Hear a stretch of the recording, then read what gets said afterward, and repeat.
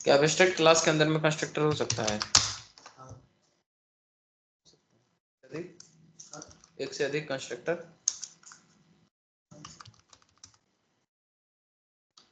हो सकता है।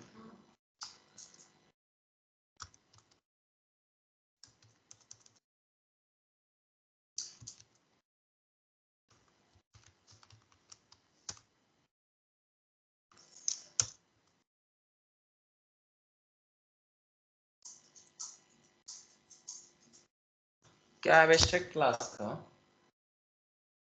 चाइल्ड क्लास क्रिएट हो सकता है? चाइल्ड क्लास, हाँ, अच्छा ऑब्जेक्ट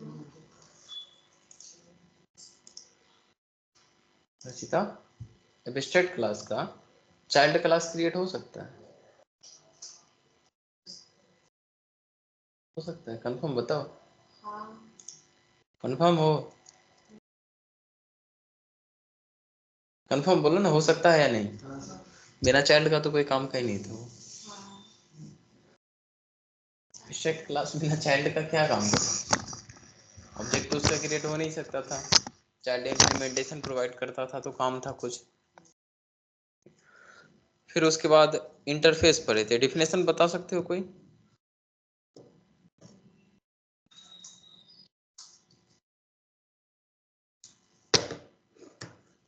इंटरफेस का डिफिनेशन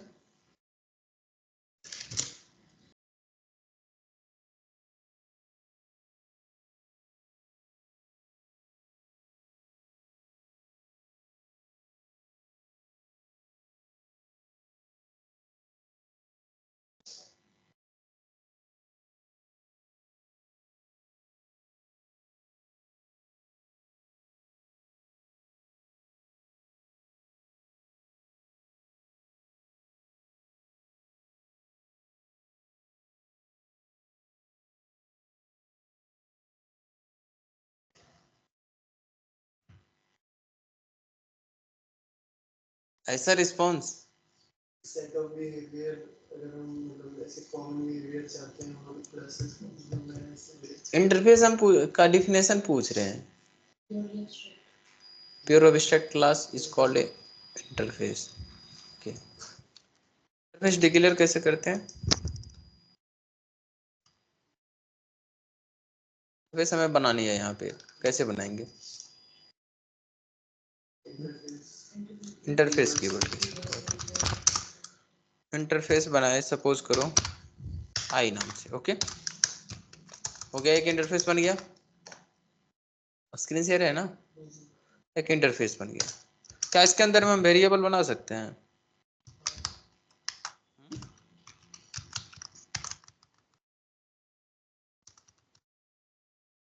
बना सकते हैं, वेरिएबल सही है।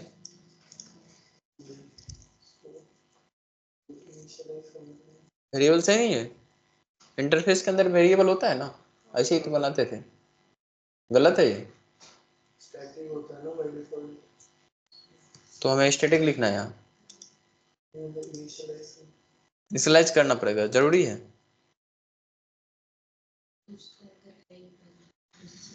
ये सही है कि गलत है, ये बताओ।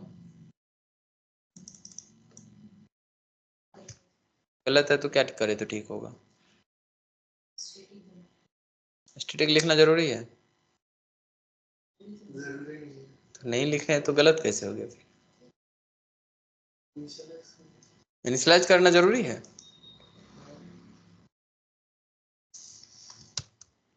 नहीं करेंगे तो एरर देगा, क्यों?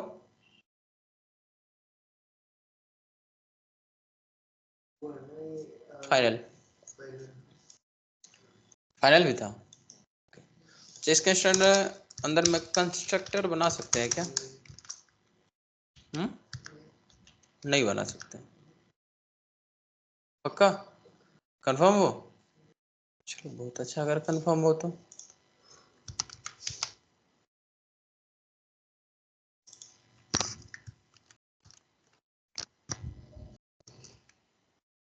सपोज करो एक इंटरफेस है हमारे पास यहाँ पे, ठीक है, इसके अंदर में एक मेथड है एम मेथड, ऐसा ही बनेगा। एक और कंस्ट्रक्टर है हमारे पास, ये इंटरफेस है हमारे पास बी के पास भी क्या सेम मेथड हो सकता है?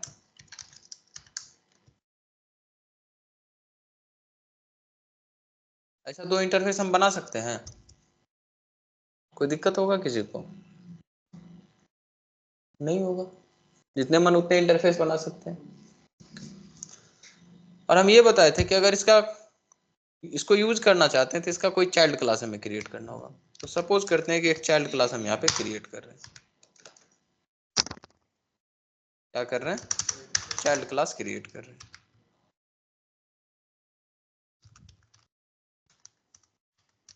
तो क्लास सी बना है, ठीक है। और हम बोल रहे हैं कि क्लास ए इसका पेरेंट है, तो कौन से कीवर्ड यूज करेंगे? एलिमेंट्स कीवर्ड दिए। ए को पेरेंट बताना है तो ए को बता देंगे, बी को भी बताना होगा तो बी को भी बता सकते हैं। क्या बी को बता सकते हैं? हम बता सकते हैं। क्यों? इंटरफेस है ना, और इंटरफेस लेवल पे क्या बताए थे? मल्टीपल इनहेरिटेंस सपोर्ट करेगा। अगर इसका पेरेंट्स बनाए तो अब मुझे क्या करना होगा? यहाँ पे दोनों मेथड को ओवरराइट करना होगा, क्योंकि इंटरफेस का कोई भी अगर चाइल्ड क्लास बनता था तो मजबूरी होता था कि पेरेंट्स का जो भी ख्वाहिश था उन सारे सपना को पूरा करना होगा। तो जो भी मेथड्स हैं उनके पास, उन सब मेथड्स को हमें यहाँ पे इम्प्लीमेंट्स करनी होगी, मजबूरी में करना पड़ेगा। अब दो दो पेरेंट्स है तो दोनों का जो सपना है सब पूरा करना पड़ेगा ना, दोनों है ना। तो जरा इसमें देख के हमको बताओ कि दोनों में से कौन से मेथड्स को ओवरराइड करे तो काम चल जाएगा, कि दोनों करना पड़ेगा?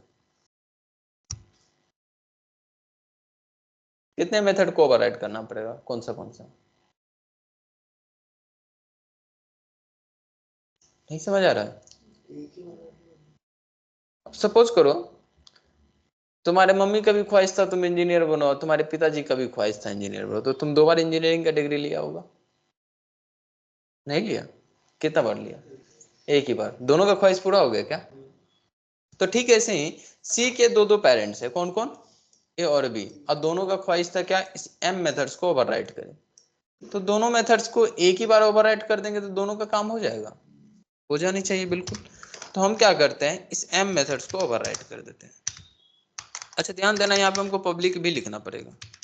क्यों? बताए थे ये मेथड्स को हम कर दे ओवरराइट, जो भी फंक्शनलिटी देना होता हम दे देते। फिलहाल हमें कुछ देना था नहीं तो हम दिए नहीं, बस करली ब्रैकेट खोल के बंद कर दिया। डन? क्लियर है ये? तो मल्टीपल इनहेरिटेंस इसने सपोर्ट किया। क्लास में क्या प्रॉब्लम्स था? क्लास क्यों मल्टीपल इनहेरिटेंस सपोर्ट नहीं कर रहा था? अगर मान लो कि ये दोनों क्लास होते तो ये मल्टीपल इनहेरिटेंस सपोर्ट नहीं करते। क्यों? एक चाइल्ड के 2 पेरेंट्स नहीं हो रहा था। क्यों नहीं हो रहा था? कुछ रीजन बताए थे। एम्बिग्यूटी प्रॉब्लम्स याद आया? क्या था एम्बिग्यूटी प्रॉब्लम? क्यों नहीं हो रहा था? दोनों को एक साथ रख नहीं सकते हो, अगर पहले जैसे ए और बी हमने यहाँ पे रखा है तो अभी हमें ये नहीं पता चलेगा कि पहले किसको प्रायोरिटाइज करना है एक साथ। देखो क्लास में क्या होता था कि अगर ये क्लास होता हमारा, क्या होता? क्लास होता, तो इस केस में क्या होता कि इस मेथड्स का इंप्लीमेंटेशन यहाँ भी होता, क्लास होता तो, और ये इसका भी इंप्लीमेंटेशन यहाँ पे होता। चाहे एब्स्ट्रैक्ट क्लास हो तो कोई जरूरी तो नहीं कि उसका इंप्लीमेंटेशन ना हो भी सकता है।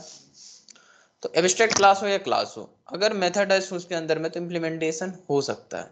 दोनों केसेस हो सकती है, नहीं भी हो सकती है अभी, लेकिन हम मान के चल रहे कि अगर है दोनों के पास, तो अगर दोनों के पास इंप्लीमेंटेशन है तो जब सी का हम ऑब्जेक्ट क्रिएट किए, सपोज करो ओबी, और ओबी के साथ अगर हम एम मेथड्स को कॉल करेंगे तो किस मेथड को कॉल करेंगे? कंफ्यूज हो जाएंगे ना। इस मेथड्स को कॉल करेंगे कि इस मेथड्स को कॉल करेंगे, कंफ्यूज हो जाएंगे। और इसी कंफ्यूजन्स को हम एक प्रॉब्लम्स का नाम दिए थे एम्बिग्यूटी प्रॉब्लम्स। तो बताए थे कि क्लास लेवल पे मल्टीपल इनहेरिटेंस सपोर्ट नहीं करेंगे जावा में, क्योंकि एम्बिग्यूटी प्रॉब्लम्स हो जा रहा था। तो बोलोगे सर इंटरफेस लेवल पे भी तो होगा एम्बिग्युइटी प्रॉब्लम्स। अभी भी अगर आप एम मेथड्स को कॉल कीजिएगा तो फिर दो दो पेरेंट्स है, आप कंफ्यूज होइएगा कि एम मेथड्स ए वाले के कॉल करेंगे कि बी वाले को। होगा कंफ्यूजन कि नहीं? होगा ना। अच्छा मुझे एक चीज बताओ, क्या ए के पास जो मेथड है उसका इम्प्लीमेंटेशन तुम्हें पता है? नहीं। अगर मान लेते हैं थोड़ी देर के लिए कि बी नहीं होता, यहाँ पे मान लेते हैं, तो अगर सी का चाइल्ड बनता ओ बी और एम मेथड्स को कॉल करता तो कौन सा एम मेथड एग्जीक्यूट होता? ये वाली की इसके पास जो है वही होता, अपने पास से वही है, क्योंकि इम्प्लीमेंटेशन तो वही प्रोवाइड कर रखा है। अगर बी भी इसका पेरेंट्स है तो भी क्या फर्क पड़ता है, मेथड तो हमारा वही एग्जीक्यूट होगा। और वैसे भी तुम्हें याद होगा जब हम इनहेरिटेंस पढ़ा रहे थे तो बताए थे कि कोई मेथड्स या कोई भी प्रॉपर्टी अगर चाइल्ड के पास अवेलेबल होता है तो पेरेंट्स के पास ढूंढने नहीं जाता था ऐसा कुछ? अगर चाइल्ड के पास अवेलेबल हो तो पेरेंट्स के पास नहीं जाता था। सेम इस केस में जरा ध्यान से देखो कि अगर कोई भी कॉम्बिनेशन हो, कितना भी इंटरफेस आ जाए इसके पेरेंट्स में, उन इंटरफेस के पास जो भी मेथड्स है कहीं न कहीं उन सारे मेथड्स को चाइल्ड क्लास को इंप्लीमेंट्स करना ही पड़ेगा, बॉडी प्रोवाइड करना पड़ेगा। मानते हो इस बात को? चाइल्ड क्लास को मेथड्स को इंप्लीमेंट्स करना पड़ेगा। और जब भी चाइल्ड क्लास का ऑब्जेक्ट बनेगा उस मेथड्स को हम कॉल करेंगे तो हमेशा वो मेथड चाइल्ड वाली ही कॉल हो जाएगा, क्योंकि अपने पास हमेशा मिलेगा। ऐसा कभी केस होगा कि अपने पास वो मेथड नहीं मिलेगा? अगर उसका पेरेंट्स इंटरफेस है और वो मेथड चाइल्ड के पास नहीं है तो इसका मतलब इंटरफेस के पास भी नहीं होगा। मान सकते हो इस बात को? क्योंकि अगर इंटरफेस के पास कोई मेथड है तो वो तो एब्स्ट्रैक्ट मेथड होगा, और अगर एब्स्ट्रैक्ट मेथड है तो उसको इंप्लीमेंट करना ही पड़ेगा चाइल्ड को। तो अब ऐसा कभी पॉसिबल हो सकता है कि गलती से भी कि कोई मेथड चाइल्ड के पास ना हो और वो पेरेंट्स के पास हो अगर इंटरफेस है तो? ऐसा कभी केस आएगा ही नहीं। और अगर ऐसा कभी केस आया ही नहीं तो कभी वो पेरेंट्स के पास जाएगा ढूंढने? कभी ढूंढने जाएगा ही नहीं। और कभी जब ढूंढने जाएगा ही नहीं तो कंफ्यूजन कैसे होगा? कभी जब ढूंढने जाएगा ही नहीं पेरेंट के पास तो कंफ्यूजन कैसा? हम जाएंगे तब तो कंफ्यूज हो जाएंगे किसका ले नहीं ले। अभी तो हमको जाना ही नहीं है क्योंकि हमारे पास हमेशा अवेलेबल होंगे। तो इंटरफेस लेवल पे क्या एम्बिग्युइटी प्रॉब्लम्स हो सकता है? हम्म कभी जाएंगे तब तो कंफ्यूज होंगे। हम तो घर से निकलेंगे नहीं, प्रॉब्लम कहां से होगा? कभी घर से निकल रहे हैं? अपने घर से निकलेंगे, सारा चीज तो हमको अपने घर में मिल ही जाता था। तो हम कभी निकलेंगे नहीं, और नहीं निकलेंगे तो हमको कभी प्रॉब्लम्स होगा नहीं। तो इसीलिए इंटरफेस लेवल पे मल्टीपल इनहेरिटेंस को सपोर्ट कर दी थी। ठीक है। अब बोलोगे सर एक्स्ट्रा कीवर्ड की जरूरत क्या थी और इसमें कंस्ट्रक्टर क्यों नहीं ऐड किए थे? अब जरा ध्यान से देखो कि अगर तुमने मल्टीपल इनहेरिटेंस को सपोर्ट किया, मल्टीपल इनहेरिटेंस को हम सपोर्ट किए, और हमको पता होगा कि अगर इस चाइल्ड क्लास का कंस्ट्रक्टर एग्जीक्यूट हुआ तो सुपर कीवर्ड ऑटोमेटिक ऐड होता था, याद है? अगर नहीं है कोई तो सुपर ऑटोमेटिक आता था, पहले ही लाइन में आ जाता था। तो सुपर के साथ ये पेरेंट की तरफ चलेगा, और पेरेंट की तरफ आएगा तो फिर अगर दोनों में कंस्ट्रक्टर होता था बोलता है किसके पास जाए? कंफ्यूज नहीं होते? पेरेंट्स के पास जाते तो दोनों के पास कंस्ट्रक्टर होता, फिर हम कंफ्यूज होते हैं किस कंस्ट्रक्टर के पास जाए, पहले इसके पास कि उसके पास, कंफ्यूजन। और हम चाहते नहीं थे कि हमको कोई कंफ्यूजन हो, तो मल्टीपल इनहेरिटेंस यहाँ पे सपोर्ट हो। इस वजह से हम क्या सोचे कि ना कंस्ट्रक्टर रहेगा ना हमको जाना पड़ेगा, हम कंस्ट्रक्टर को अलाउ नहीं किए इंटरफेस के लिए। तो फिर पता कैसे चलेगा कि कंस्ट्रक्ट इंटरफेस है कि क्लास है? बोला इंटरफेस को हम सेपरेट ही ट्रीट करेंगे। इसीलिए शुरुआत से ही बोलते आ रहे थे कि इंटरफेस एक स्पेशल टाइप का क्लास था। कैसा था? स्पेशल टाइप का क्लास था। इसीलिए स्पेशल कैटेगरी में रखे और हर चीज इसको स्पेशल के जैसे ट्रीट किए। ये भी तो क्लास ही था, लेकिन इसको स्पेशल में रख के स्पेशल के जैसे ट्रीट किए। तो इंप्लीमेंट्स कीवर्ड को यूज किए ताकि हम सुपर को यूज करके नहीं पहुंचे पेरेंट्स के पास, और कंस्ट्रक्टर को भी अलाउ नहीं किए जिससे कि हम कंफ्यूज हो कि कौन सी है नहीं। इसीलिए इंस्टेंस वेरिएबल्स को भी अलाउ नहीं किए, क्योंकि हो सकता था इंस्टेंस वेरिएबल आई इसमें भी हो जाता, आई इसमें भी हो जाता, प्रॉब्लम होता। अभी तो स्टेटिक है, अब तो आई अगर डिक्लेयर करेंगे स्टेटिक होगा, और अगर स्टेटिक है तो क्लास नेम के साथ एक्सेस करो ना, ऑब्जेक्ट से तो कोई मतलब होगा नहीं। तो इसीलिए इंस्टेंस वेरिएबल्स को भी अलाउ नहीं किए, ना ही हम कंस्ट्रक्टर को अलाउ किए। ठीक है, समझ आया? ये भी समझ आया कि मल्टीपल इनहेरिटेंस कैसे सपोर्ट किया इसने, क्लास लेवल पे क्यों सपोर्ट नहीं किया? क्लियर है? कोई दिक्कत कि ऊपर से गया किसी को? आगे समझ? आगे तुमको ऑनलाइन में बताओ।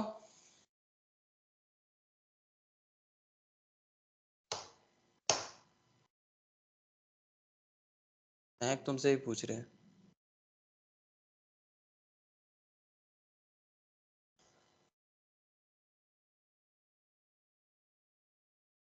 एक क्वेश्चन से उसका जवाब दे देना।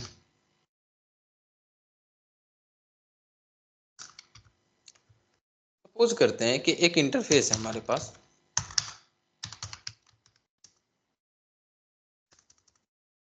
ठीक है, एक इंटरफेस है भी, एक क्लास है हमारे पास सी, एक क्लास है डी। समझ गए? हम चाहते हैं क्या कि सी क्लास डी को पेरेंट बताएं। क्या बताएं? सी क्लास डी को पेरेंट बताएं। कैसे बताएंगे? हम बताना चाह रहे हैं कि सी डी का पेरेंट्स है। कैसे बताएंगे? तो बोलेंगे कि डी एक्सटेंड कर लो,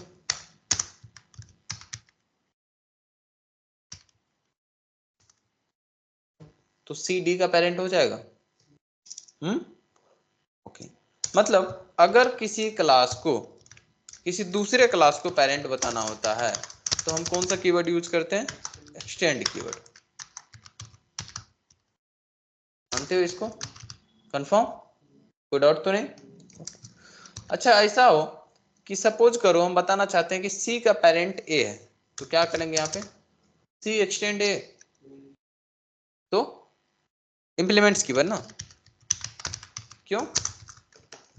क्योंकि अगर कोई क्लास किसी इंटरफेस को पेरेंट बनाना चाहते हैं, एमपी लिख दे रहे, समझ जाओगे ना। अगर किसी इंटरफेस को पेरेंट बताना चाहते हैं तो क्या करना होगा? इंप्लीमेंट्स कीवर्ड का यूज करना होगा। ठीक है। अब कभी ऐसा हो कि कोई इंटरफेस, जैसे सपोज करो ए बी को बताना चाहता था पेरेंट्स, कैसे होगा? कौन सा कीवर्ड यूज करेंगे? इंप्लीमेंट्स की एक्सटेंड। देखो, जब सेम सेम रहता है ना तो सेम सेम में हम एक्सटेंड कीवर्ड यूज करते हैं। जैसे क्लास क्लास था, दोनों सेम था, एक्सटेंड कीवर्ड किए। क्लास और इंटरफेस था तो किसको यूज किए? इंप्लीमेंट्स को। ठीक है, ऐसे ही जब इंटरफेस इंटरफेस हो, दोनों स्पेशल है, तो दोनों स्पेशल है तो वहां पर हम एक्सटेंड कीवर्ड यूज करेंगे।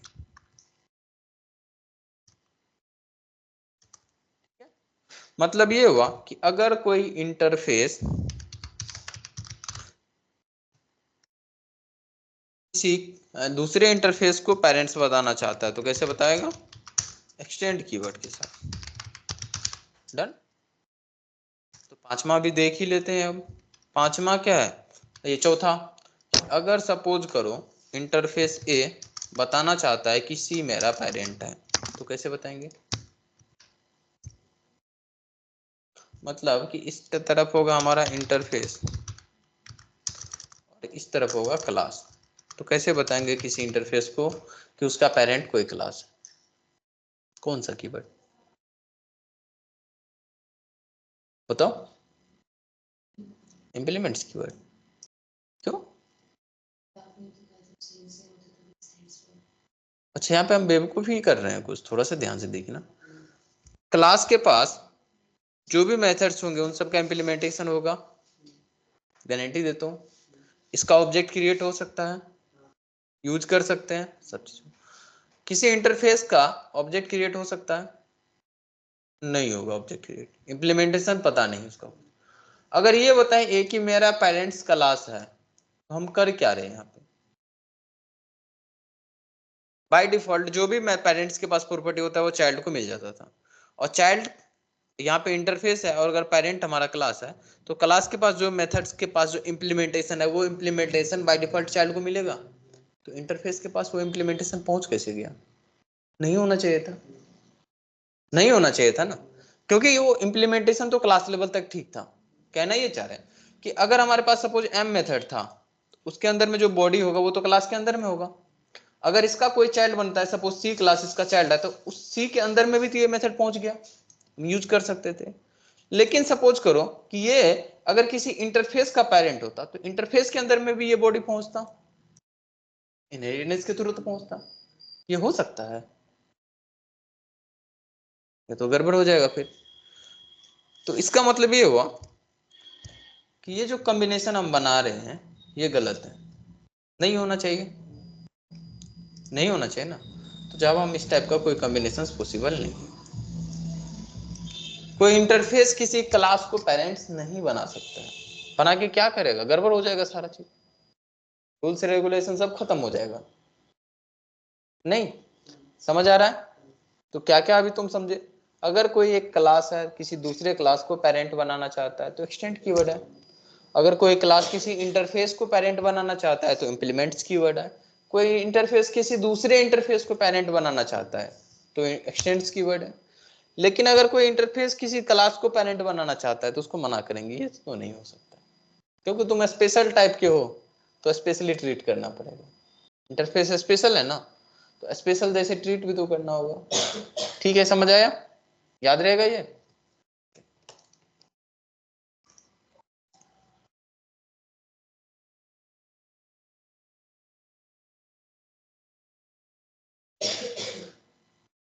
डिफरेंस देखने के लिए बोले थे, देख लियो, समझ आ गया। देखे ही नहीं होगा क्या समझ आएगा। वो चीज यहाँ पे हम मेंशन कर दिए थे अभी जो डिस्कस कर रहे थे। ठीक है, पढ़ लेना इसको, अगर कल नहीं खत्म हुआ था तो पढ़ लिए थे क्या? नहीं पढ़ो तो। Inside interface, every method is always abstract, whether we are declaring or not. Hence, interface is considered as 100% pure abstract class. Whenever we are implementing an interface, compulsory for every method of that interface, we should provide implementation. Otherwise, we have to declare class as abstract. In that case, child class is responsible to provide implementation for remaining methods. समझ आ रहा है? हाँ। आगे बढ़ते जाओ। Whenever we are implementing an interface method, compulsory it should be declared as public. Otherwise, we will get compiled time error. Clear है? abstract class interface समझ आ गया होगा। ठीक है, कोई डाउट है तो बोलो, नहीं तो आगे बढ़ जाएंगे।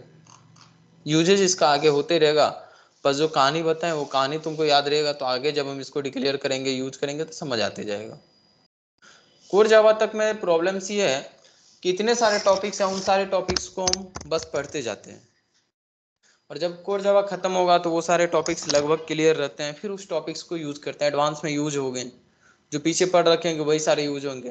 एडवांस के बाद सारी चीजें यूज होने लगती है। एडवांस के बाद मैक्सिमम चांस है कि कोई नया चीज हमें पढ़ने को नहीं मिलेगा, लेकिन कोर में कम उम्मीद है कि कुछ एक्स्ट्रा पढ़ने को मिलेगा, सब सिर्फ और सिर्फ नया ही मिलते जाएगा।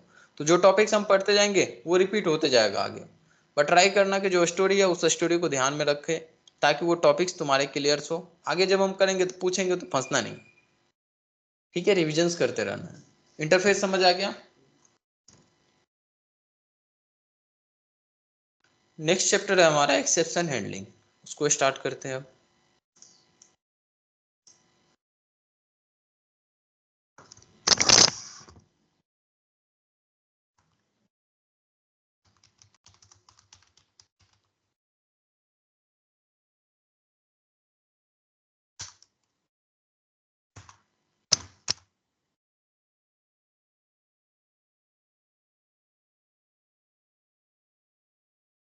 एक्सेप्शन हैंडलिंग, नाम तो अच्छा है।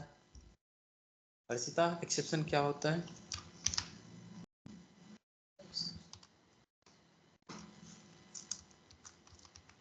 हाँ, नहीं याद है, पर आए थे।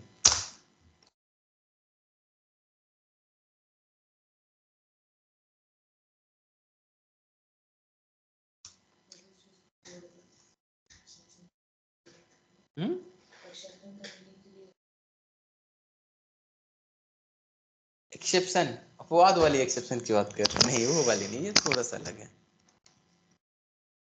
तुम्हारे बैच में कवर नहीं किए थे इसको? छुट्टी मार ली होगी। महक आज आई नहीं। ठीक है, महक का थोड़ा सा आज बेइज्जती कर रहे हैं, तो महक ऑनलाइन में हो तो मार तो सकती नहीं हो उनको, बस गुस्सा करके वही रह जाना, ठंडा पानी पी लेना। ठीक है, क्योंकि महक ना स्कूटरी से डेली आती है, पता है तुम लोग को? सबको पता है? अच्छा, स्कूटरी से डेली आती है, और इसको पता है बीच में ट्रैफिक भी पड़ जाता है ना, तो ये थोड़ा पहले निकलती है घर से, डेली निकलती है। सपोज करते हैं कि इसका क्लासेस यहाँ पे 11 बजे से, अप्रोक्स में कितना बजे निकलती होगी? 10:30 के आसपास निकलती होगी या उससे पहले निकलती होगी। मान के चल रहे हैं 30 मिनट के आसपास का समय लगता है इसको, और ये क्या करती है 10:30 में निकल जाती है, 30 मिनट में पहुंच जाती होगी यहाँ पे अप्रोक्स। डेली क्लासेस है, डेली आती है, डेली आ रही है। एक दिन अचानक से ना वो आई नहीं है, कुछ इंफॉर्मेशन नहीं मिला, और जब 11:30 हुआ, 11:30 हुआ तो आ गई। कितना में? 11:30 में। तो हम पूछेंगे ना, क्या पूछेंगे? लेट क्यों? तो बताओगी लेट क्यों हुआ था? महक बताओगी? महक बोलेगी सर हम लेट थोड़े हुए हैं, पूछ रहे हैं। हम बताते हैं वो लेट क्यों हुई थी। मान के चल रहे हैं कि वो लेट हो चुकी है, और क्यों हुई? तो जब वो आ रही थी ना, टाइम हो रहा था 10:45। तुम उम्मीद कर सकते हो कि वो कहाँ पे होगी उस टाइम? इंस्टीट्यूट पहुंच गई होगी क्या? नहीं। क्या घर से निकल गई होगी? डेली निकलती थी 10:30 में, तो 45 में तो निकल ही गई होगी। बीच में रास्ते में कहीं पर थी, रास्ते में ही होगी ना उस टाइम पे, मान के चल सकते हो। ओके, बहुत अच्छा। उस टाइम अचानक से इसका टायर पंचर हो गया। ऐसा नहीं होना चाहिए, हम उम्मीद करते कि ना हो, मान के चले थोड़ा सा कि हो गया था उस दिन। क्या हो गया? टायर पंचर हो गया। तो वो क्या करेगी उसके बाद? स्कूटरी वहीं छोड़ेगी और सीधा आ जाएगी, क्लास करेगी, फिर इधर से जाएगी, स्कूटरी जो वहां रख दी थी उठाएगी, फिर चली जाएगी। हो सकता है क्या? अच्छा, हाँ तो जाएगी फिर, लेकिन दोबारा स्कूटरी उसको मिलेगा नहीं वहां पे। छोड़ के वहां पे आएगी तो मिल जाएगा? नहीं मिलेगा। तो क्या करेगी? ऑप्शंस दो, क्या क्या हो सकता है, सोचो ना। तुम रहते तो क्या क्या चीजें सेलेक्ट करते? जाके पंचर बना लो, पहला ऑप्शन। और स्कूटी छोड़ने का ऑप्शन नहीं दोगे? नहीं छोड़ सकते हैं?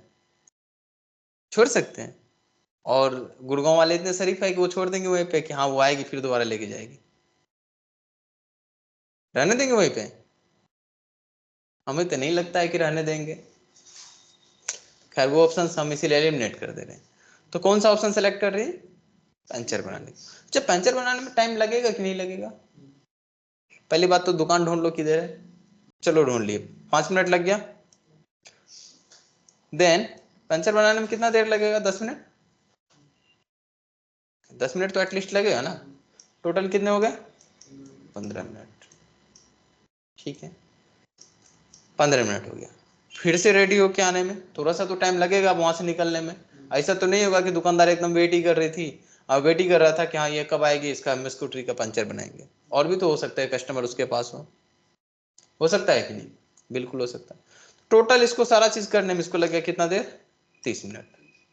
तो 30 मिनट जब लगा, तो 30 मिनट लेट से पहुंचेगी क्लास की नहीं? पहुंचेगी ना। तो 30 मिनट लेट ये क्लास पहुंची। अच्छा, 30 मिनट लेट जब ये क्लास पहुंचेगी, तो हम इसका वेट करते रहेंगे कि आएगी महक, तो हम क्लास स्टार्ट करेंगे, कि बाकी स्टूडेंट्स का क्लास स्टार्ट कर देंगे? बाकी का स्टार्ट कर देंगे। इससे क्या हुआ? तो महक का 30 मिनट का क्लास छूट गया। तो इसको लॉस हुआ कुछ कि नहीं? लॉस तो हुआ है इसको कुछ। क्यों लॉस हुआ? लॉस क्यों हुआ?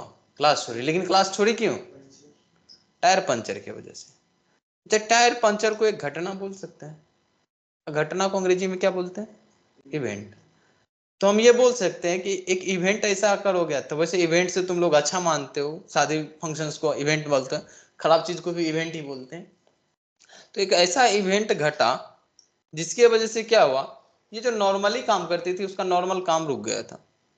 नॉर्मल काम क्या था? 10:30 में निकलती थी घर से, 11 बजे पहुंच जाती थी।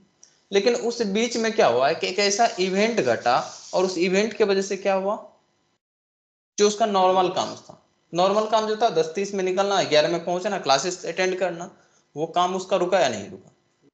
काम रुका। कुछ लॉस हुआ? लॉस भी हुआ। काम रुका। रुका क्यों? तो एक ऐसा इवेंट घट गया था, उस इवेंट के वजह से। और ये जो इवेंट घटा ना, इसी इवेंट को बोलते हैं एक्सेप्शन। क्या? एक्सेप्शन। एक्सेप्शन क्या है? एक इवेंट है जिसके अकर होने से क्या होता है, जो हमारा नॉर्मल फ्लो था वो डिस्टर्ब हो जाता है। क्या वो डिस्टर्ब हो चुकी थी? बिल्कुल डिस्टर्ब हो चुका था। अच्छा मुझे ये बताओ, क्या महक चाहती थी कि उसका टायर पंचर हो? नहीं चाहती थी। कौन चाहता है? कोई नहीं चाहता था। वो एक्सपेक्ट कर रही थी कि आज मेरा टायर पंचर हो जाएगा, उसके मन में चल रहा था शुरू से क्या? नहीं, शुरू से चलता तो कुछ सोच के चलती। उसको नहीं पता था, अचानक से ये हो गया, अचानक से हो गया ना। तो एक इवेंट यहाँ पे अकर हुआ है, और वो इवेंट कैसा था जो कि महक नहीं चाहती थी। महक नहीं चाहती थी और नहीं महक एक्सपेक्ट कर रही थी कैसा हो सकता है। वो इवेंट अकर हुआ, और वो जो इवेंट अकर हुआ उसके वजह से हुआ क्या, उसका जो नॉर्मल फ्लो था वो रुक गया। इसी को एक्सेप्शन बोलते हैं, ठीक है। इसको थोड़ा सा डिफिनेशंस में बनाएंगे कुछ इस प्रकार से। अन अनएक्सपेक्टेड, हाँ unexpected, an unwanted unexpected event that disturb our normal flow of the program is called exception। एक unwanted unexpected event, event समझ में आ रहा है, जो हमारे प्रोग्राम्स के नॉर्मल फ्लो को डिस्टर्ब कर देगा उसी को एक्सेप्शंस बोलेंगे। समझ आ रहा है? जैसे इसको हम बोल सकते हैं टायर पंचर एक्सेप्शन, बोल सकते हैं। रियल लाइफ में भी एक्सेप्शंस आते हैं। एक ऐसा इवेंट जो हमारे नॉर्मल फ्लो को डिस्टर्ब करेगा, जो हम करना चाह रहे थे उसको रोक देगा, और हम उम्मीद नहीं कर रहे थे कि वैसा कुछ हो भी सकता है, अचानक से हो जाए। और अचानक से कोई एक ऐसा इवेंट अकर हो जाता है जो हमारे नॉर्मल फ्लो को डिस्टर्ब कर देता है, इसी को क्या बोलेंगे? एक्सेप्शंस, ठीक है। क्या जावा में भी होता है? हाँ, जावा के प्रोग्राम्स का नॉर्मल फ्लो क्या था? टॉप टू बॉटम की तरफ मेन मेथड से प्रोग्राम स्टार्ट होता था, धीरे धीरे जाके जहां पे करली खत्म होता था प्रोग्राम खत्म। हमेशा ऐसा ही होता था, हमेशा ऐसा ही होता है ना। तो हमेशा के जैसे ये हो गया हमारा नॉर्मल फ्लो। लेकिन कभी एक दिन ऐसा अचानक हुआ कि हमारा नॉर्मल फ्लो बीच में डिस्टर्ब हुआ और हमारा प्रोग्राम वहीं पे क्रैश हो गया। तो जो हमारा एप्लीकेशन था चल रहा था, अचानक से बीच में क्रैश हो गया, तो जो हमारा नॉर्मल फ्लो था वो डिस्टर्ब हुआ कि नहीं हुआ? तो एक ऐसा इवेंट यहाँ पे अकर हुआ जिसकी वजह से हमारा नॉर्मल फ्लो डिस्टर्ब हुआ, इसी इवेंट को बोलते हैं एक्सेप्शन। समझ आ रहा है? एक प्रोग्राम बनाते हैं, देखते हैं कौन सा इवेंट था, समझ आ जाएगा। फिर बहुत आसान सा प्रोग्राम बनाएंगे जो तुम लोग को ऑलरेडी आता है। अर्थमेटिक ऑपरेशंस का प्रोग्राम बहुत अच्छा आता है इसको समझने के लिए। तो याद होगा तुमको अर्थमेटिक ऑपरेशंस कैसे करते थे। तो दो इनपुट लेते थे, तो तुम्हें याद होगा तो जल्दी जल्दी से बताओ हम क्या क्या लिखते थे। एक स्कैनर क्लास बना ले, स्कैनर क्लास बना लेते हैं। क्या लिखा है इसमें? System dot in. धीरे धीरे समझ आ जाएगा कि ये सिस्टम डॉट इन क्यों लिखते हैं। अच्छा मैसेज भी दे दें सर, फर्स्ट नंबर इसको क्या करेंगे, एक नंबर्स में ले लेंगे। इंट n1 ले लिए सपोज करो, sc डॉट नेक्स्ट इंट, ठीक है। ठीक इसी प्रकार से दूसरा भी ले लेंगे, इधर सेकेंड नंबर कर देते हैं, n2 कर लेते हैं, बन गया। बहुत अच्छा। अब मुझे क्या करनी है यहाँ पे, इन दोनों का अर्थमेटिक ऑपरेशन परफॉर्म करना है। तो एक काम करते हैं ना, n1 डिवाइड बाय n2 कर देते हैं, इसी प्रकार से बाकी सबको भी कर देते हैं। यहाँ पे हम कर देते हैं प्लस, यहाँ पे माइनस, यहाँ पे कर देते हैं मल्टीप्लीकेशन। आ जाएगा सारा, रन करके देखें। सपोज करो हम दिए 50 और 10, आ गया, आ रहा है। हमेशा हम रन करेंगे हमारा आउटपुट ऐसा ही रहेगा, हमेशा ऐसा ही आता है। ये हो गया हमारा प्रोग्राम्स का नॉर्मल फ्लो जो डेली हम फॉलो करते हैं। डेली रन करो, डेली यही आएगा, हमेशा यही आएगा। क्या हुआ, जैसे वो डेली अपने घर से 10:30 में निकलती थी, 11 में यहाँ पहुंच जाती थी, सेम इसी तरह से हम जब भी प्रोग्राम से स्टार्ट कर रहे हैं, हमारा मेन मेथड से प्रोग्राम स्टार्ट हो रहा है, कर्ली ब्रैकेट खत्म होने तक एकदम नॉर्मल फॉलो है, चल रहा है। समझ पा रहे हो? लेकिन एक दिन, एक मिनट रुको।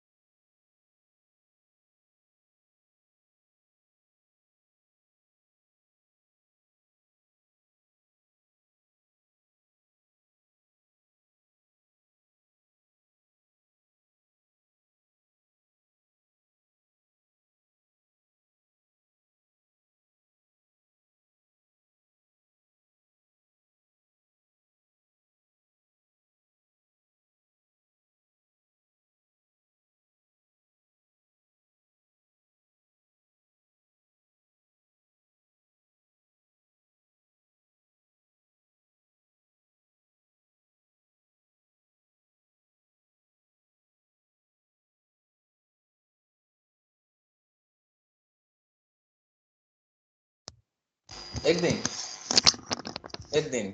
और जब मूवी में एक दिन का सीन आता है तो क्या होता है, जब भी कोई कहानी सुनते हो और बोलते हैं कि एक दिन, तो समझ में आता है अच्छा आप कुछ खास होने वाला है। ऐसे ही होता है ना। अरे जब कहानी सुनते होगे, मूवी देखते होगे, तो उसमें जब कहानी बताता होगा, बोलता है ऐसा था फिर एक दिन, और जैसे ही एक दिन आया समझ आ जाए अच्छा अब तो कुछ खास होगा। और वो एक दिन को हम बहुत बेसब्री से सुनते हैं क्या खास हुआ था। हमारे भी कहानी में एक दिन, जैसे महक के साथ एक दिन कुछ खास हो गया था नहीं।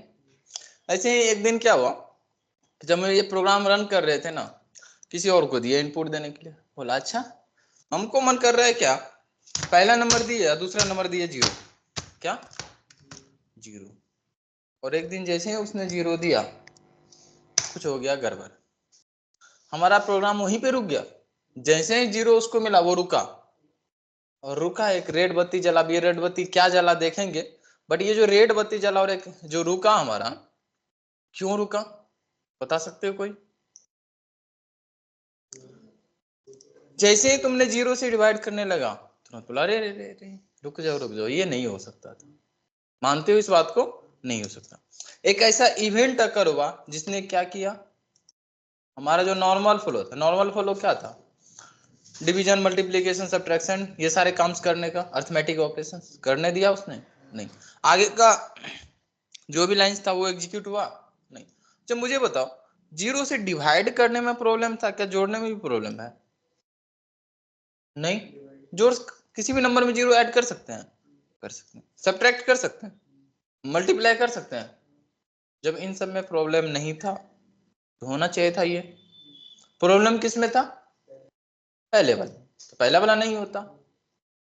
लेकिन जो इवेंट अकर हुआ, ये इवेंट अचानक से अकर हुआ क्या?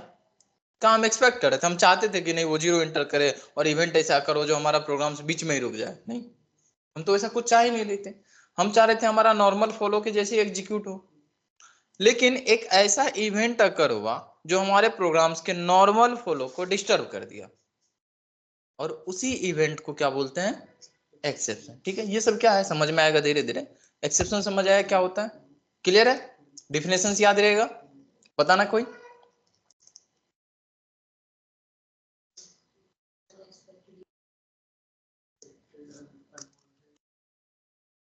पढ़ लो यहाँ पे।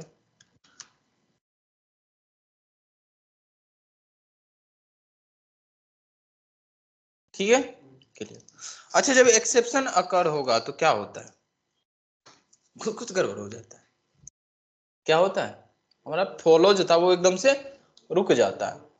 जावा में बात करें तो हमारा प्रोग्राम रुक जाता है। सपोज करो बहुत अच्छा एप्लीकेशन हम बनाए थे, ऐप बना रहे थे बहुत अच्छा, और अचानक से क्या हुआ कि जैसे ही हमने इनपुट इंटर किया, जैसे सपोज करो दूसरा एक्सेप्शन अकर करवाते हैं, सपोज करो उसने बोला पहला नंबर एंटर करो, बोला हम नंबर नहीं, हम अपना नाम एंटर करेंगे। उसने क्या किया? नाम एंटर किया।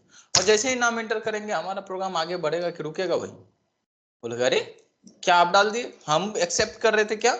नंबर। हम मांगे क्या थे आपसे? नंबर। और दिए क्या आप? अपना नाम दे दिए। अच्छा, बेहतर तो ये होता कि हमारा प्रोग्राम ये बोलता कि अरे बेवकूफ, नंबर मांग रहे थे तुम नाम एंटर कर दियो, कि हमारा प्रोग्राम बीच में खत्म हो जाए। बेहतर कौन सा? उसको बताते कि तुम गलती कर रहे हो, ठीक करो अपना। बेहतर वो ना कि हम एकदम झोला अपना बांधते हैं, बोलते चलो नहीं करना है ये तो वही क्या ना, सब चीज समेटा, बोला नहीं होगा अब हमसे कुछ नहीं, हम मांगे थे नंबर दे दिया नाम, तो गड़बड़ हो गया। हुआ क्या? एक इवेंट अकर हुआ, यहाँ पे भी इवेंट ही तो था। कैसा इवेंट? तो नंबर की जगह नाम एंटर कर दिया। गलती से भी हो सकता है ना। अब गलती से हुआ, मान लो कि हम किसी का डिटेल्स स्टोर कर रहे थे, नाम ले रहे थे, ईमेल ले रहे थे, एज रहे थे, बहुत सारा 50 डिटेल्स उसका स्टोर करना था। लास्ट में उसको हम बोले थे कि अपना एज एंटर करना, और ध्यान से पढ़ा नहीं, एज एंटर करना था, उसने अपना नाम फिर से एंटर कर दिया उसमें। सारा चीज फिल किया होता है, जैसे ही एज एंटर करके मारा इंटर, पता चला हमारा एप्लीकेशन क्रैश। क्या हुआ? Application crash. अच्छी बात है क्या? कोई भी यूजर्स हमारे प्रोग्राम्स को यूज करना पसंद करेगा? कभी नहीं करेगा। बोलेगा एक मिस्टेक तो करो फिर तो हो गया, खत्म, हैंग कर देता है हमारा सिस्टम ही। फिर से अब सारा चीज फिल करो, गुस्सा आ जाएगा उसको, कहीं फिर से कहीं कोई गलती हुआ तो फिर से तो हो गया, बोलेगा रहने तो तुम अपना, हम लिख लेंगे अपने कॉपी में। हमारा सॉफ्टवेयर कोई यूज करना पसंद करेगा नहीं। क्यों नहीं किया? एक्सेप्शन की वजह से। एक इवेंट आ जा रहा था और वो इवेंट कैसा आ जा रहा था, तो रन टाइम में एक इवेंट आ रहा था। अच्छा, ये कंपाइल टाइम में नहीं आया था, ध्यान से देखना। कंपाइलेशन एरर क्या होता? कोई सिंटैक्सिकल एरर। कंपाइल टाइम में कोई प्रॉब्लम नहीं हुआ, जब रन होता था तो हमेशा सही चलता था, लेकिन कभी कभार ना थोड़ी सी मिस्टेक्स होता था कि हमारा प्रोग्राम बीच में क्रैश हो जाए। बीच में क्रैश हो जाता था तो जो हमारा नॉर्मल फ्लो था वो चलता नहीं था। और क्यों? तो क्योंकि एक इवेंट अगर हुआ था, वो जो इवेंट था वो इवेंट ही हमारा क्या था? Exception event. ठीक है, समझ आया? क्या था वो इवेंट? एक्सेप्शन। एक्सेप्शन अच्छा है कि खराब है? खराब है, तो उसको हैंडल करना पड़ेगा कि नहीं करना पड़ेगा? करना तो पड़ेगा। बीमारी से बचने के लिए हमको सहजना तो पड़ेगा। बीमारी ही है नहीं है, गड़बड़ कर देता है। तो हम क्या करते हैं, इसको हैंडल करते हैं। अब एक्सेप्शन हैंडलिंग का क्या मीनिंग है उसको समझते हैं, क्या होता है। एक्सेप्शन समझ आ चुका है सबको? अगला लाइन भी पढ़ लो।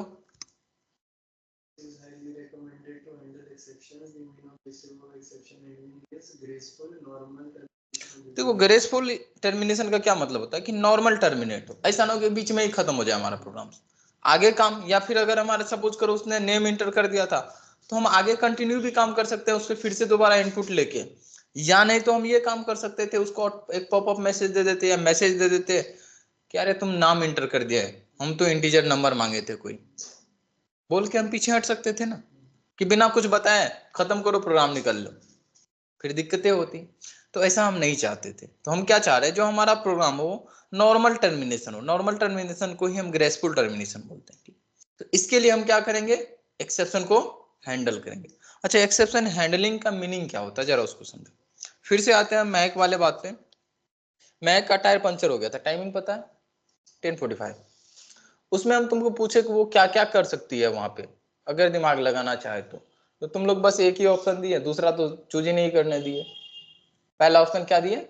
पंचर बनाएंगे, फिर दुकान ढूंढो, बनाओ, फिर आओ। 30 मिनट बर्बाद हो गया था। इससे क्या हुआ था? इन्फॉर्मेशन हमारा लॉस हुआ था, उसको लॉस लग गया था, 30 मिनट क्लास उसका छूट गया था। दूसरा तरीका भी था, दूसरा तरीका तुम सोचते तो शायद मिल जाता। हम देते हैं ऑप्शंस और फिर सेलेक्ट करना कि कौन सा। पहला ऑप्शन ठीक है, पंचर बनाओ, जाओ, इन्फॉर्मेशन लॉस कराओ, कोई दिक्कत नहीं।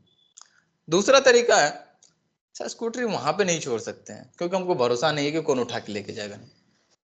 दुकान पे छोड़ सकते हैं क्या? उसको बोल सकते हैं कि आप बना के रखिए, हम रिटर्निंग में ले लेंगे, कि वेट करते बनाता फिर आते।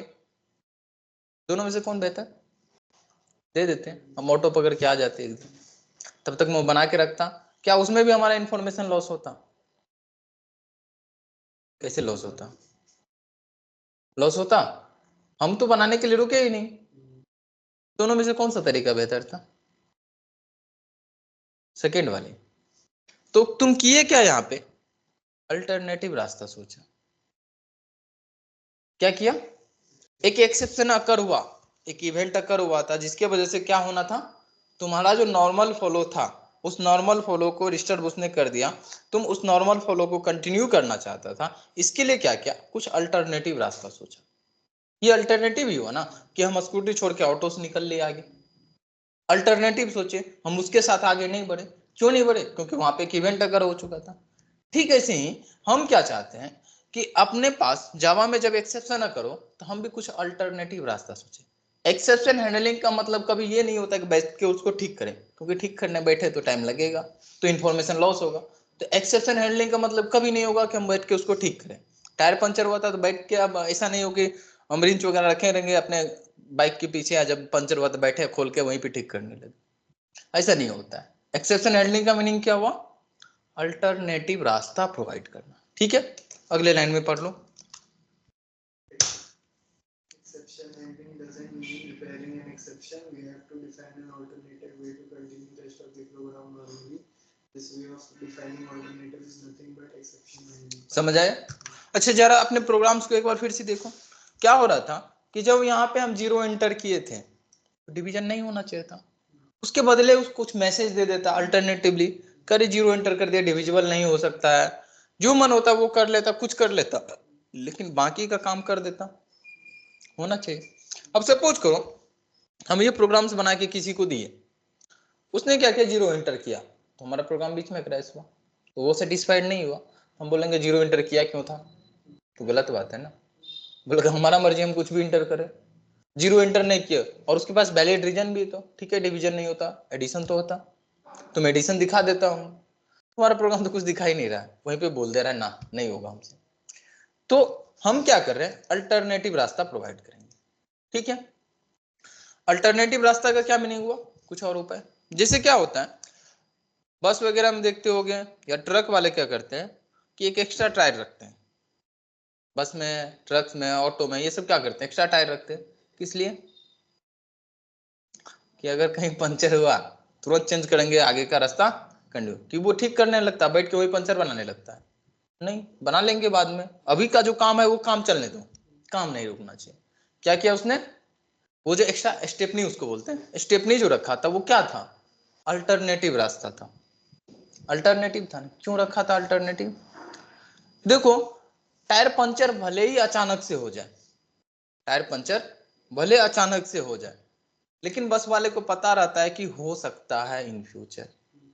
तो जो एक्सेप्शन आता है, क्या ऐसा होता है कि अचानक से आ जाता है, आता तो अचानक से, क्या हम ऐसा मान के चले कि हमारे पास वो एक्सेप्शन कभी आए नहीं, क्या हमको शक हो सकता है पहले से कि हाँ हो सकता है, टायर पंचर का भी है तो इस बात की गारंटी थोड़ा था कि नहीं होगा, कोई ठीक है हो सकता है। तो जैसे बस वाले को पता था ना कि हो सकता है, तो उसने क्या किया, अल्टरनेटिव सोच के चला। तो मतलब हमको पहले से शक रहता है कि कौन सा चीज हमें प्रॉब्लम्स दे सकता है आगे, तो हम उसके लिए क्या करते हैं, अल्टरनेटिव सोच के रखते हैं। और ये जो अल्टरनेटिव होता है ना, ठीक इसी को एक्सेप्शन हैंडलिंग बोलते हैं। ओके, दूसरा एग्जांपल दे, समझ आ रहा है, आ गया। ठीक है सही। अब यहाँ पे देखो, यहाँ पे भी तो हमारे पास एक्सेप्शन आ रहा था, तो हम क्या करेंगे, इसके लिए अल्टरनेटिव सोचेंगे। अब मुझे एक चीज बताओ, अगर तुम्हारे पास 4 दोस्त हैं, कितने, 4 दोस्त हैं, ठीक है, उसमें से ना एक दोस्त पे तुमको शक हो रहा है कि हमको धोखा देगा, कितने पे, एक पे, तो अब तुम्हारे पास 2 ऑप्शन, धोखा नहीं दिया है, ठीक है, शक हो रहा है कि वो धोखा दे सकता है, तो तुम्हारे पास ऑप्शन है कि हम सबसे दोस्ती तोड़ ले, क्या करें, सबसे दोस्ती तोड़ लो ताकि कोई धोखा ही ना दे पाए। ये तरीका सही है क्या, बिल्कुल नहीं। तो तुम क्या सोचोगे, तो तुम दूसरा ऑप्शन की तरफ जा सकते हो, अच्छा उसने धोखा दिया तो नहीं है अभी तक, तो हम क्या कर सकते हैं, हमको पता है कि वो दे सकता है, तो उसके लिए कुछ अल्टरनेटिव सोच के रखें, ऐसा ही करते हैं अक्सर, अल्टरनेटिव कुछ सोच के रखते हैं, अगर उसने दिया धोखा तो दिखा देंगे, अच्छा हमको पहले से पता था, ऐसा ही होता है ना। लेकिन इसके लिए जो अल्टरनेटिव सोचते हैं, क्या हम सारे दोस्तों के लिए सोच के रखेंगे कि सिर्फ उसके लिए सोच के रखेंगे जिसपे हमें शक था, सिर्फ उसके लिए ना जिसमें हमें शक था। तो ठीक ऐसे ही जो एक्सेप्शन हैंडलिंग में हम क्या करते हैं, जिस लाइन पे हमें शक होता है कि ये लाइन हमें धोखा दे सकता है, क्या पता कर सकते हैं, उनको इस कोड में भी देख के पता चल रहा होगा कि कौन सा लाइन हमें धोखा दे सकता है, कौन सा लाइन धोखा दे रहा था, यही ना, बाकी लाइन्स भी धोखा दे रहे थे, नहीं बाकी लाइन को कोई प्रॉब्लम नहीं था, तो बाकी के लिए अल्टरनेटिव क्यों सोचना, बाकी के लिए अल्टरनेटिव क्यों सोचना, जो लाइन पे हमें धोखा दे रहा है हम उसके लिए अल्टरनेटिव सोच लेते हैं, और उसके लिए जो अल्टरनेटिव सोचते हैं इसी के लिए एक्सेप्शन हैंडलिंग कर लेंगे। एक्सेप्शन हैंडलिंग था क्या, अल्टरनेटिव सोचना ना, तो जो लाइन पे हमें शक हो कि ये लाइन हमें धोखा दे सकता है तो उसके लिए अल्टरनेटिव हम लोग सोच लेंगे, और जो अल्टरनेटिव सोचेंगे वही होगा क्या, एक्सेप्शन हैंडलिंग। तो इसके लिए अल्टरनेटिव हम लोग सोच लेते हैं, क्या सोच सकते हैं अल्टरनेटिव, बहुत कुछ हो सकता है। फिलहाल अल्टरनेटिव में हम ये रखते हैं कि उसको एक मैसेज दे दे कि अरे डिवीजन नहीं कर सकते हैं क्योंकि आपने 0 एंटर किया था, हम डिवाइड नहीं कर सकते हैं 0 से, बाकी काम करके दिखा देंगे। तो जिस लाइन पे भी शक होता है ना, उसको एक हम सेपरेट ब्लॉक के अंदर में लिखते हैं, और वो ब्लॉक होता है हमारा ट्राई ब्लॉक। क्या करेंगे, हम ट्राई करेंगे वो काम करने का, क्या करेंगे, ट्राई करेंगे वो काम करने का। जैसे हम ट्राई करेंगे दोस्ती रखने का, चला तो ठीक है, नहीं तो कोई बात नहीं, अल्टरनेटिव तो है हमारे पास, ठीक है। तो हम क्या करते हैं, इस लाइन के लिए ट्राई करते हैं, और ट्राई के लिए तो ब्लॉक बनाएंगे, तो फिर कर्ली ब्रैकेट, हम बोले कि ये जो लाइन है इस लाइन पे हमको क्या है, शक है, तो शक है इसको ट्राई करो करने का, हो गया तब तो बेहतर है, नहीं हो तो अल्टरनेटिव है ना हमारे पास। तो जिस लाइन पे भी शक होता है उसको हम बोलते हैं रिस्की कोड, इसके साथ रहना रिस्की है हमारे लिए, ठीक है। तो जिसके साथ रिस्की है उसको कहां पे रखेंगे, ट्राई ब्लॉक के अंदर में। ट्राई ब्लॉक का क्या मीनिंग है, काम करने का हम ट्राई करेंगे, हो गया तो बहुत अच्छा, नहीं हुआ तो अल्टरनेटिव हम दे के चलेंगे, अच्छा अल्टरनेटिव उठाएंगे, चल देंगे आगे। तो अल्टरनेटिव कैसे डिफाइन करते हैं, तो हमारे पास एक ब्लॉक है जिसका नाम है कैच ब्लॉक, ठीक है। फिलहाल यहाँ पे हम एक्सेप्शन लिख रहे हैं, क्या होता है ये उसको बाद में देखना। एक्सेप्शन लिख दिए, और जो अल्टरनेटिव रास्ता है वो हम किसके अंदर में डाल देंगे, कैच ब्लॉक के अंदर में। सपोज करो अल्टरनेटिव रास्ता हम डाल देते हैं क्या, टू इंटर्ड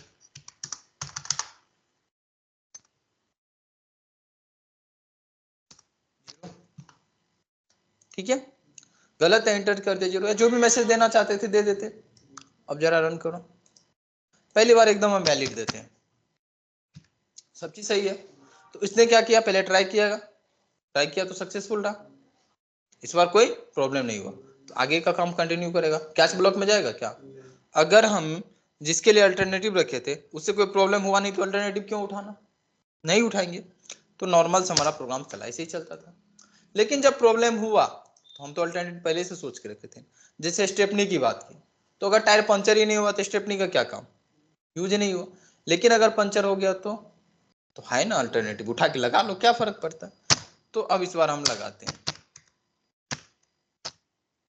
इसने अल्टरनेटिव उठाया लेकिन बाकी का काम कंटिन्यू रखा, बिल्कुल। तो क्या अब हमारा प्रोग्राम बीच में क्रैश हो रहा है, नहीं हो रहा है ना, यही तो चाहिए था हमें। तो यही कॉन्सेप्ट क्या कहलाता है, एक्सेप्शन हैंडलिंग। समझ आ रहा है, तो पढ़ लिया था, पढ़ना इसको।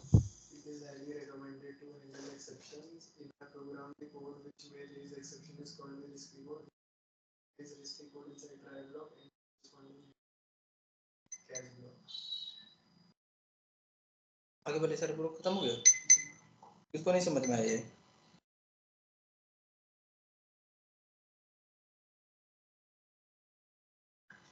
आगे यहाँ तक समझ।